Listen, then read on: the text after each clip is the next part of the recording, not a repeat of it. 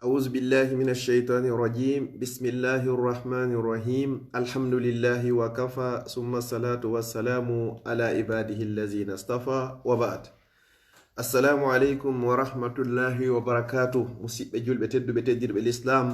باون يتود سبحانه وتعالى دعانو برنا رتاقي فنغو صلى الله عليه وسلم kanko e ɓeygure makko nde fof e sahaba e makko ɓen fof hara inchallah musidɗo moɗon abdallah diallo bruxelles salmini on salminago l'islam salminago yimɓe aljanna ka aljanna yo allah waɗi en fof meɗen hara koye jeeyaɓe yimɓe aljanna haray en futtiɗo hande inchallahu ka page meɗen facebook lawol kisallo inchallah ka juulirde meɗen masjid ibadurrahman e nder laken bruxelles haray inchallahu fi timmingol hande darsji nogay ɗi wannoɗen ɗin inchallahu fi ko yowdiri fi laaɓal en toriki allah subhanahu wa ta'ala yo allah on laɓɓi en e shirku o laɓɓina en e soɓe e laɓɓina en immorde kala bakkato innahu waliyu zalika wal qadiru alayh hande en suɓike timminirgol ɗi darsji nogay ɗo fi ko yowodiri e fi laaɓal ngal haray fi julde nden kadi en ƴetti waqtu ɓurɗo mawnude on ɗum ko hombo ɗum ko julde subaka waqtuji ɗin fof ko nde ɗo ɓuri e mawnude ma hinde tawa e ɓurɗe mawnude ɗen sabu allah wondiri e mayre o inni wal fajri allah on wondiri julde subaka ma peeral fajri en yewtay ɗo inchallahu bi isnillahi ta'ala si muyowo muyi toɓɓe 15 l'importance de la prière de fajr naforeji e ɓure ko woni e julde subaka waqtuji ɗin fop majji ka be no jogi ɓural e moƴƴireji ɗi lannata kono en suɓike nde ɗo hande no gasa kayre e alansara e geeƴe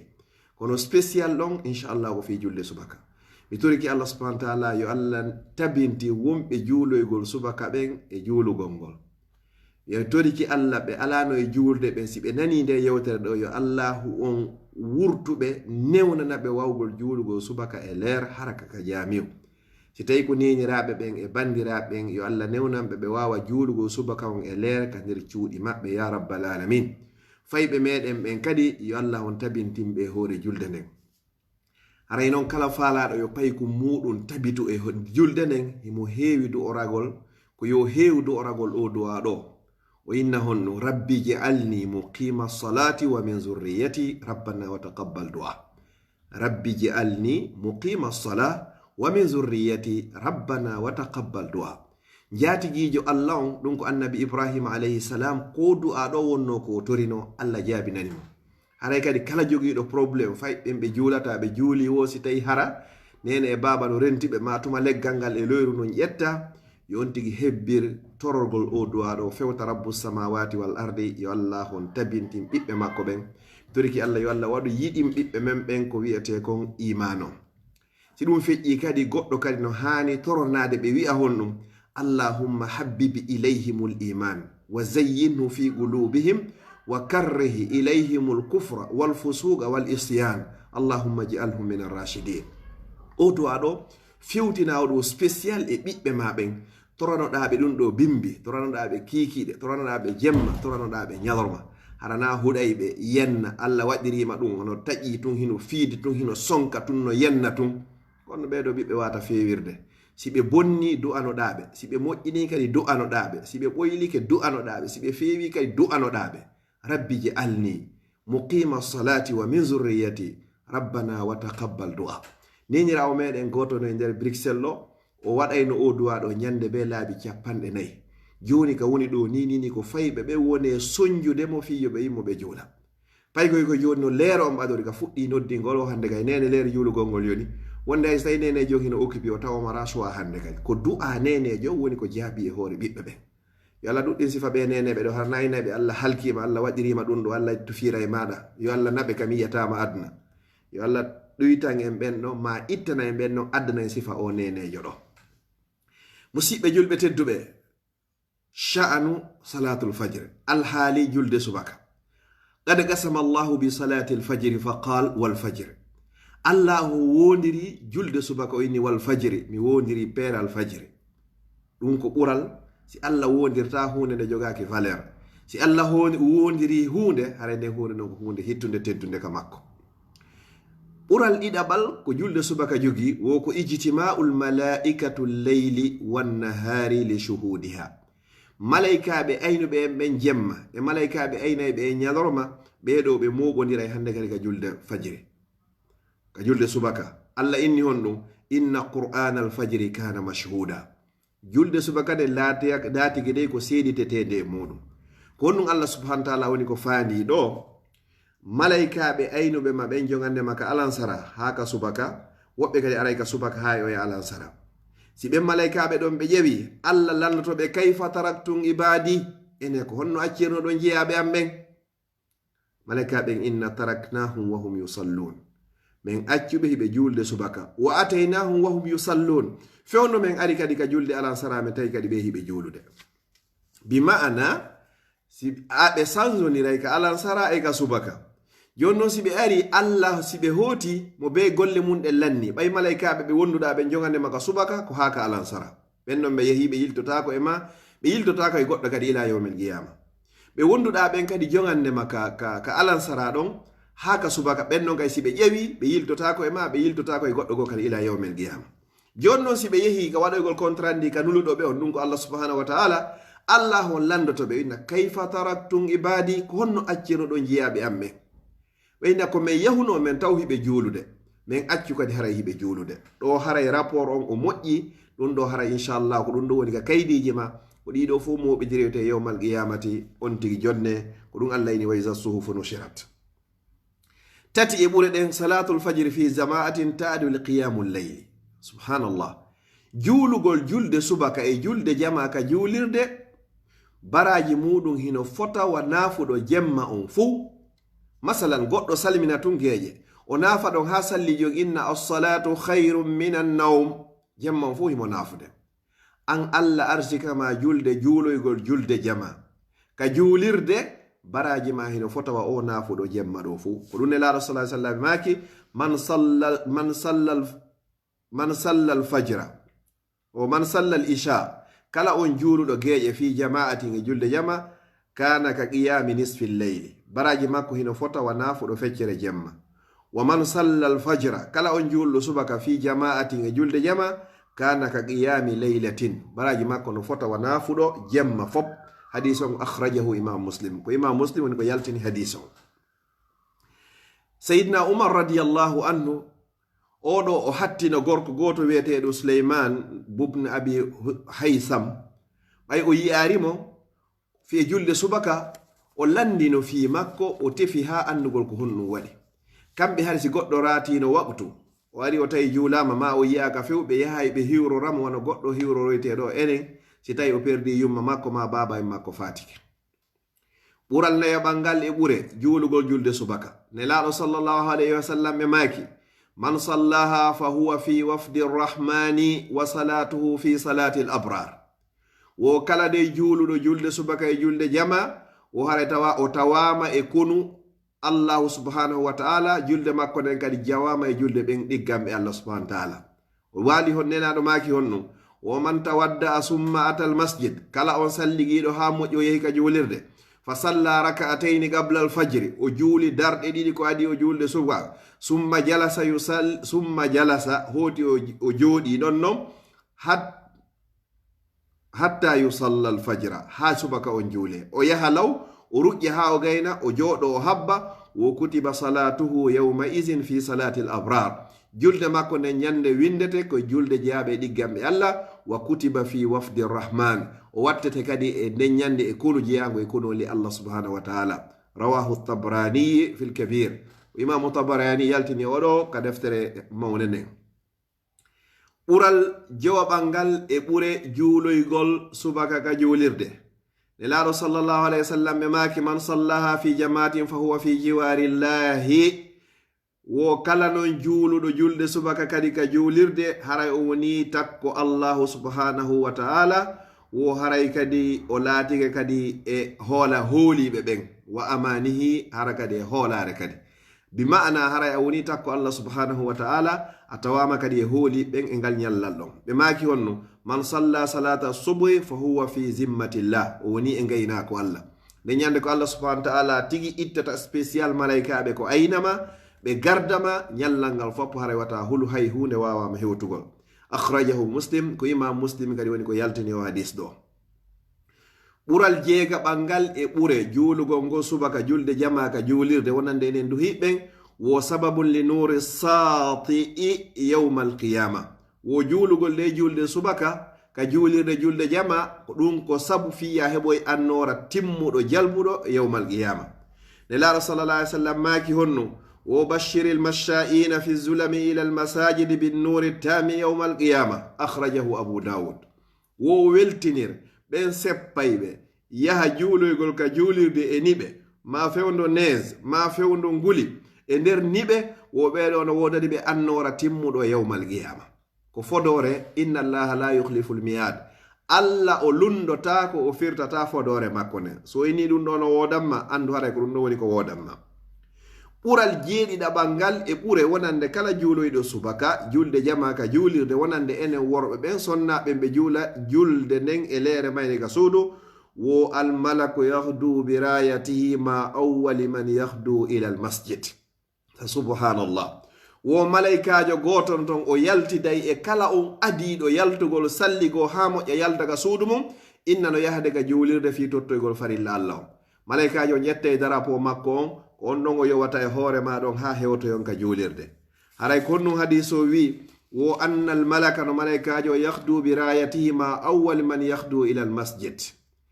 wo fala yazalu ma'ahu hatta yarji'a fayadkhulu biha manzila o malaikajo ɗo o seedata e ma ha to wayiwɗa ka juulirde wara kadi naati ɗon kadi o ɗotama kadi o cortese ma ɗon ha hewta kadi ka suudu ma oɗo ko malaikajo ko oɗo woni ko yeli ɗen wa inna sheytane amma non ndu sheytanere yahdu bi rayatihi ila suq kayru kadi ndu aɗoto yaltudude e darapo mayru on ma awwalu man yahdu wonande kala on adiɗo yaltugol yahugol ka marché fala yazalu biha o seedata e makko hatta yadkhula ma'ahu manzila hatuma nde o naati do e makko ka galle woɓɓe daway yowditoygol marché kono ɓe dawata awditoygol juulirde nden yande goo noon nelaɗo sallallahu alayhi wa sallam ɓe landano ɓe inni wo nokkel ɗin fof e hoore leydi nin ko honto ɓuri e moƴƴude on sayi nelaɗo sallallahu alayhi wa sallam ɓe maaki mi anda ha mi lando jibril nelaɗo sallallahu alayhi wa sallam ɓe landi jibril inni mi anda ha mi lando allahu subhanahu wa taala ɓe landoyi allah subhanahu wa taala allahu mo daali wo khayru biqa'il ardi ko almasajid leyɗe ɗen fof nokkel ɗin fof tumbe ɗen fof ko ɓuri moƴƴude ka juulirdaji wo haray kay ɓuri moƴƴude yimɓe ɓen fof ko addotoɗo natude on e sakkitotoɗo yaltude on hande kadi jonodditoygol juulirde nden noddinayi toriki allah yo allah jonnite en juulirɗaji ɗen haray oɗo kanko ɓuri moƴƴude e yimɓe ɓen haray nokku on kadi nder juulirde ko ɗon kadi ɓuri e moƴƴude e nokkelaji ɗin fof haray abdoullahi o wi wo kunna iza faqadna arrajula fi lfajri wal isha asa'na bihi zanna o si tawi de menen men hattinoke goɗɗo min yiyatamo ka subaka min yiyatamo ka geeƴe wo min sikkitotomo kisan est ce que wona o naafiqijo fi honno juulugol geeƴe e juulugol subaka ɗum haray na petit affaire non kala juulowo subaka juula geeƴe julde jama ka juulirde oɗo haray tigi tigi on ɓe fellitanimo himo jogii ɓe felliti wonnema oɗo ko jogiiɗo iman si goɗɗo noon o juula e waktuji ɗin fof kono ɗiɗo o juulataɗi leere o juulotaɗi ka juulirde oɗo wo haray wo asana bihi zanna min sikkitotomo kisan hande kadi si ɗum ɗon feƴƴi ɓural jeetataɓal ngal witti e mon e ɓure juuloygol subaka ka juulirde haray ko honno nelaɗo sallallahu alayhi wa sallam maaki wo law ya'lamu al-ibad wo har jiyaɓen no anduno ma fi salati al-fajr wal isha moƴƴere ko wonno kon e julde subaka e julde geeƴe wo la atawhuma walaw habwa wo ɓe arayno ɓe juula ɗiɗo hay so tawi hara ko ɓe ruugoɓe hay so tawi hara ko a boofojo dasotoɗo ka leydi a dasoto no ruuga lada yaha juuloya geeƴe juuloya subaka ka juulirde hakke ko tawata baraji no woodi e muɗum ɓin noon wa huma julde subaka nden e julde geeƴe ɗen afdalu salati alal munafiqin ko julde ɓurde sattande non wonande naafiqiɓe ɓen noon yo Allah dannen en tawede ɓeɓe ɗo ɓural jeenayaɓal ngal e ɓure juulugol julde subaka ka juulirde ɓe inni wo ada'u salatul fajri sababun li maghfirati ma baynaha wa bayna salatil isha wo haray juuloygol julde subaka no wawi wonde ko sabu ko yaafi hakkunde geeƴe ɗen e subaka on ma hakkunde subaka on e geeƴe ɗen nelaɗo sallllahu alayhi wa sallam e gaaki man tawadda kama umir kala on salligiɗo wano yamira wa salla kama umir o juuliroy kadi wano yamirano wo gufira lahu ma taqaddama min amali wo o yafande kala konko ardini kañum e golleji makko hara ko bonɗi yo Allah yaafo e bakkatoji meɗen jani e tosoki suuɗe ɗi e feeñuɗi sappo on e ɓure ɗen wo almuhafazatu ala salati alfajri wal isa sababun li dukhuli aljanna reenagol e reena juuloygol subaka on e juulugol julde alansara nden wo ɗum no wawi wonde sabu ko naadata goɗɗo aljanna hay hunde ala ko faala ɗen ɓuri ko wiyete kon aljanna nelaɗo sallallahu alaihi wasallam ɓe maaki man salla albardayni kala juuluɗo waktuji ɓuɓuɗi ɗen ɗiɗi wo dakhala aljanna haray o naata aljanna akhrajahu al-bukhari ko imam bukhari woni ko yaltini o hadis ɗo kala faalaɗo naatde aljanna haray yo juulu waktuji ɓuɓuɗi ɗin ɗiɗi ɗum haray ko julde honde julde subaka nden kañumma e julde alansara nden haray ɓural sappo e go'a ɓangal e ɓure juuloygol ngol subaka ka juulirde wo almuhafazatu alayha sababun li ru'yati llahi fi l akhira fa ya subhanallah kala yimɓe duumiɓe ɓen e juulugol subaka ɓe fukkata subaka julde jama ka juulirde wo ɗum wonay sabu ko holloyɓe allahu subhanahu wa ta'ala o yawmal qiyama yo allah holloy emmo ko aljanna makko ñande tawata fo no haton jini e yiwgol subhanahu wa ta'ala sappo e ɗiɗi e ɓure ɗen wo man hafaza alayha lan yalija nnara abada wo kala reeniɗo e juulugol julde subaka e julde geeƴe e juuka jama wo oɗo natoyta yiite abadan julde subaka e julde alansara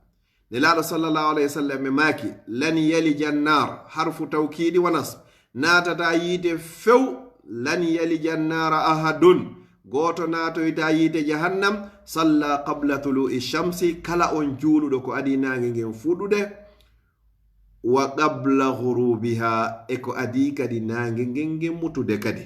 yaani ko fanda ɗon ko alfajiri wal asr onti juula ko adi nange fuɗude ɗum ko subaka o juula ko adi nange mutude ɗum haray ko alansara haray ko yaltini hadis on ko imamu al-bukhari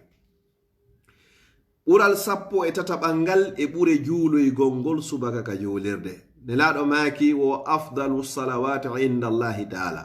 ko ɓuri moƴƴude e waqtuji ɗin fop on andi golleji ɗin fop goɗɗo lanni nelaɗo sallallahu alaihi wasallam golleji ɗin fop ko ɗum allah ɓuri yidde maaki wo ko assalatu ala waqtiha ko juulugol e leer o inni si ɗum ɗon feƴƴi ko honɗum nelaɗo maaki ko birrul walidayn ɗiggalngol lene e baaba teddina ɓe ɗoftoɓe yanganoɓe kurkanoɓe o landi tammundo hon o inni ko aljihadu fi sabilillah jonno nelaɗo maaki wo afdalu salawatu indallah waqtuji ɗin fop koye samoɓe ndiriɗi ko hommo ɓuri moƴƴude ke allah ɓe inni wo salatul fajri ko julde subaka yawmul jumuati fi jamaa ñalande juma ka jama ka juulirde bi maana hande ko juma etoɗa on subaka ɗon heɓamo julde jama ka juulirde hara e heeɓi waqtu ɓurɗo moƴƴude e waqtuji ɗin fop ɓural sappo e naya ɓangal aɗo sakkitoral ngal musidɓe julɓe tedduɓe nelaɗo maaki wo raka'atay sunnatul fajr darɗe ɗiɗi ɗe ruƴƴeten nden adu en juulude o wiyete kon subaka on qala alayhi salatu wassalam wo raka'atal fajr ɗen darɗe ɗo ɗiƴi khairum min ad-dunya wa ma fiha hiɗe ɓuri e moƴƴude hiɗe ɓuri e teddude ka allahu subhanahu wa ta'ala aduna on fop e kala ko woni aduna on ko fof si waɗama e sikeli haray baraji ɗe ɗa on ɓuri moƴƴude ka allahu subhanahu wa ta'ala darɗe ɗiɗi ɗon goy ko sunnaje ɗen hayna subaka on tigi ɗe ruƴƴeten ɗen ɗiɗi waɗen fatiha waɗen ul ya ayyuhal kafirun kadi ɗaɓere waɗen fatiha waɗen ul huwallahu ahad salminen na juutinteɗe ko raɓɓinirteɗe wonon baraji ɗen ɗon rakatal fajiri o khairu min ad-dunya wa ma fiha si tawi noon ɗeɗo hiɗi ɓuri moƴƴude aduna on e kala ko woni e makko ko honɗum sikkuɗen subaka on tigi wallahi sa heɓi ɗum ɗo hara heɓi nde ñande ñallal ma ngal hara he bonari ɓural sappo e jowa ɓangal e sakkitoral ngal inchallah nelaɗo sallallahu alih w sallam man salla ɓe maaki man sallal gada kala on juuluɗo subaka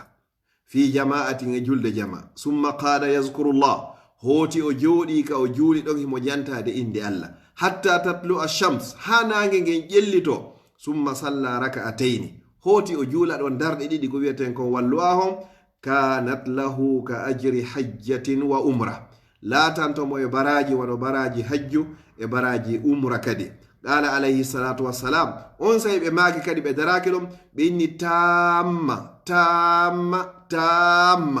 hara ko timmuɗi rawahu limamu tirmisi ko cheikh imamu tirmisi woni ko filli hadis o goɗɗo juula subaka arsika mo ɗum ɗon heɓiɗi mbaraji feereji o wakkilo kadi o jotto ka o jooɗi ɗon o janto yinde allah o janga qur'an o juuna e nelaɗo sa sallam o insino o murƴu merƴenno ɗon ɓe mana o wakkilo ɗon soñja hunkun ɗon ha o juula nange ngen fuɗa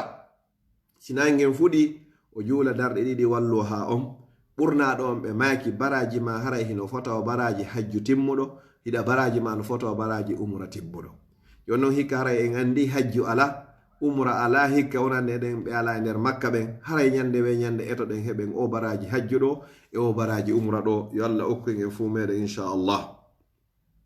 si ɗum ɗon feƴƴi darnira yewtere annen ɓe ini wo ida lam yastayqiz lil fajr wo raji hayatik wa aslih la bi sur'atin fallahu subhanahu wa ta'ala la yuqizu lil fajri illa ahluhu wa khassatuhu wo haray si tawi tun joni neɗɗo o woni o wawata immade fi juulugol julde subaka ɗum hino sattanimo kono so tawi ko ɓikkon kun nawni o immoto naɓa ko labtane siko kanko nawni o immoto o yaha labtane siko cokko soni ka baafal o immoto siko fi golle o immoto kono so tawi ko fi subaka on o immotako wo haray yo dartu hoore makko yo moƴƴin fiyake makko on hakkude makko e allah subhanahu wa ta'ala wo fi honnum sabuna allah findinta fi juulugol subaka e leere e julde jama ka juulirde wona sina yimɓe makko ɓen ɓe o yiɗi ɓen ɓe o yarli ɓen fi honnum ko julde ɓurde sattude teddude nden e hoore naafige si tawi noon hande a weetori janngo a weetori faɗi yango a weetori yontere nden a weetori lewru ndum foppo a weetori hitande fo a weetori wo haray ya darto hoore ma sabuna haray eske hiɗa tawa e yimɓe allah ɓen fi honno yimɓe allah ɓen allah on findinayɓe ɓe immoɓe totta farilla on yo allah newnan e wawen immagol totta farilla on e leer makko joni noon si tawi ko neñiraɓeɓen ɓe landoydo landa joni noon minen na obligatoire ɓe yewka juulirde minen sonnaɓe naam imme e leere on juulon ka cuuɗi moɗon on heɓay baraji yawɓe ɓen ka juulirde julde haray juuloygol ngol ka juulirde haray na obligatoire wonande sonnaɓe ɓen juulugol maɓɓe ka nder cuuɗi ɓuri ɓe moƴƴande kono noon koyeɓe juulu kadi e leer haray joolugol ngol noon jottoɗon kadi na innugol ko be wonaka hoore tapi hun tum sa juuli ka salon ma ha gayni ka salon wonda a jooɗi ka tapi ha tawi a ronki no sellanama ka yimmoɗa joɗɗa ka fotayje ka julle ma joɗɗa e sesre yiltodira ɗon wona nokku ka jangata qur'an ɗum no fof no holli hiɗa e nokku ngutugo na innugol tun tappi hun kun ɗon na yabuso ɗon la na ɗum ɗo woni ko fandako ko woni a yiwata e nokkure nden endroit on ka juuluɗa ɗon en toro allah subhanahu wa ta'ala yo allah waɗu en ɓe yimɓe immotoɓe juulugol subaka ko adi nangue ngen fuɗude waɗa en ɓe yimɓe makko okka en nde moƴƴere ko waɗa ɗo mi toriki allah subhanahu wa ta'ala yo allah waɗu har ko sabi allah yewtira waɗa ka mandakeji meɗen moƴƴi yewmal qiyama feƴƴinoyɗo yewtere nden fop yo allah newnanmo juulo subaka e leer mi toriki allah subhanahu wa ta'ala on yo allah okku en timmode moƴƴere musidɓe meɗen jogiiɓe andeji yo allah ittanɓe neñiraɓe meɗen e bandiraɓe meɗen e mawɓe meɗen fou kala ka julɗo nawni yo allah sellinmo kala nawniraɗo yo allah sellinamo marɓe ɓe yo allah ɓeydanɓe ɓe jogaki ɓe yo allah okkorɓe maporɓe kayriji ɓe yo allah okkorɓe wondude nafa en barki jogiiɓe yo allah nafirɓe ɗi ya rabbal alamin mi toriki allah yo allah wurno en koyen julɓe o ƴettita en koyen gomɗinɓe yo allah wurno en fodde gurdano moƴƴani yo allah ƴettito e ñande tawata ko may newni ko moƴƴani yo allah dande en ala e wawata e joguede yo allah moƴƴinan en o moƴƴinan en ka meɗen lagine mi toriki allah yo allah hokkore lamɓe fewɓe nunɗuɓe huloɓe allah yo allah yaafo men yaafo mawɓe meɗen jogiiɓe zurriyaɓe yo allah on ɓeydanɓe ɓe jogakiɓe yo allah on okkorɓe fewɓe yo allah on tabintinɓe kala mo zurriya mon ɓoyli ko allah woni fewno yo allah on fewnanɓe ربنا آتنا من لدنك رحمة وهيئ لنا من أمرنا رشدا ربنا هب لنا من أزواجنا وذرياتنا قرة أعين واجعلنا للمتقين إماما وصلى الله على نبينا محمد وعلى آله وصحبه ومن تبعهم بإحسان إلى يوم الدين والسلام عليكم ورحمة الله وبركاته haraysi muyo wo muuyi inchallahu a partir de yontere arore nden hawnaki no gasa jango ma faɗɗi jango en fuɗɗoto darse keso honno woni ɗum ko mirasu nabi sallllahu alayhi wa sallam dondi ko nelaɗo accani en kon jango en fuɗɗoto muɗum ma faɗɗi jango no muyo wo muyiri o haray e wi ɗum si muyo wo muuyi